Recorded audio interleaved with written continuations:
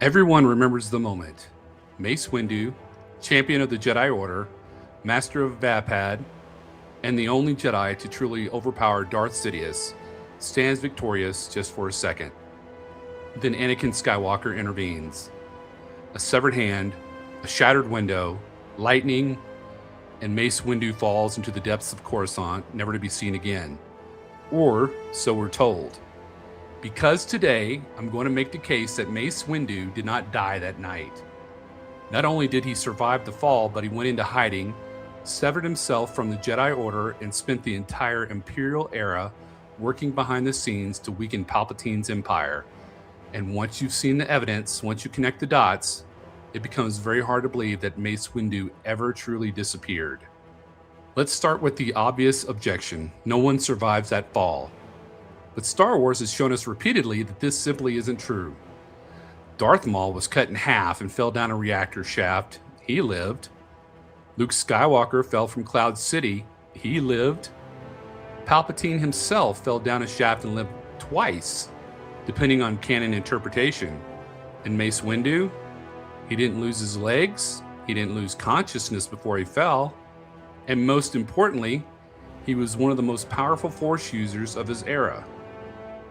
Mace Windu didn't just use the Force, he mastered it in ways few Jedi ever did.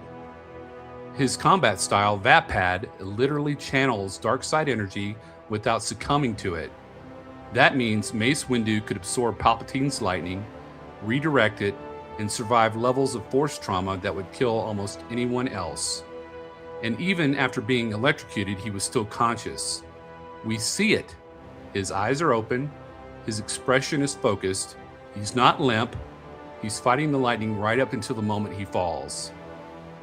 If Maul could survive out of pure hatred, if Luke could survive with barely any training, then Mace Windu, arguably the most disciplined Jedi alive, surviving is not just possible, it's likely. Now let's ask the real question. If Mace Windu survived, why didn't he come back? The answer is simple, because everything he believed in was wrong.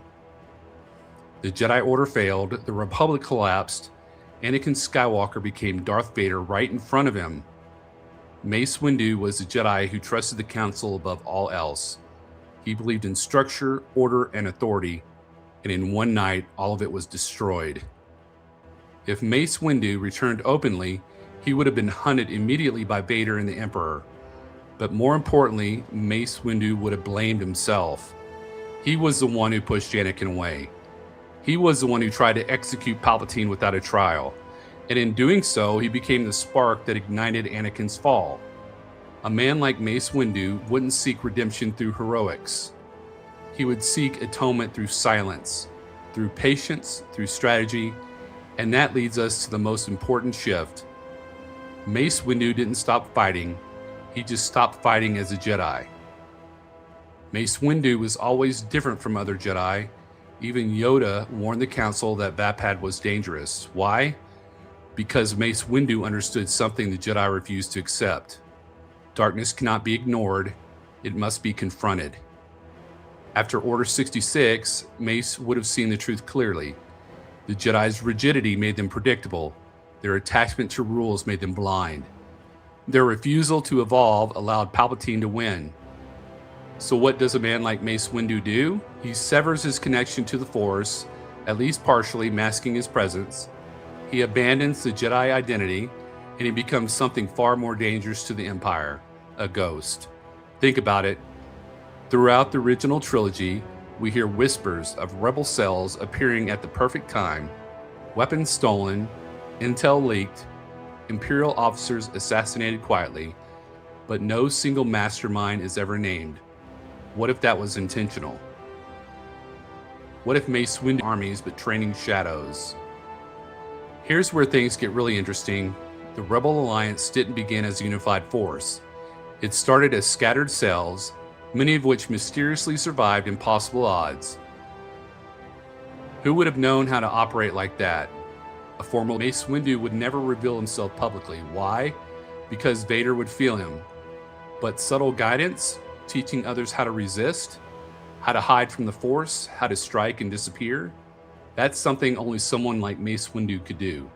And notice this, Vader spends years hunting Jedi, yet many Force-sensitive individuals remain untouched. Ahsoka survives, Kanan survives for years, Cal Kestis evades the Empire repeatedly. What if someone was quietly teaching them how? What if someone understood Vader better than anyone else because he helped create him?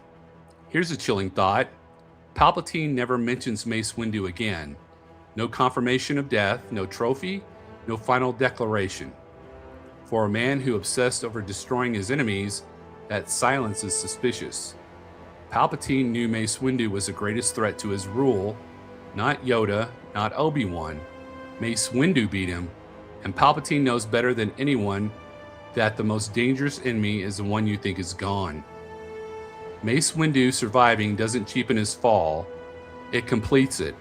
Instead of dying as a symbol of the old Jedi Order, he lives as proof that the Jedi need to change.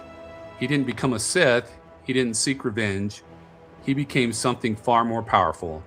A shadow, a strategist, a guardian who never wanted credit, and maybe, just maybe, the Empire didn't fall because of one farm boy from Tatooine. Maybe it fell because a purple lightsaber never truly hit the ground. If you're enjoying my content, please subscribe and like this video. And remember, the Force will be with you always.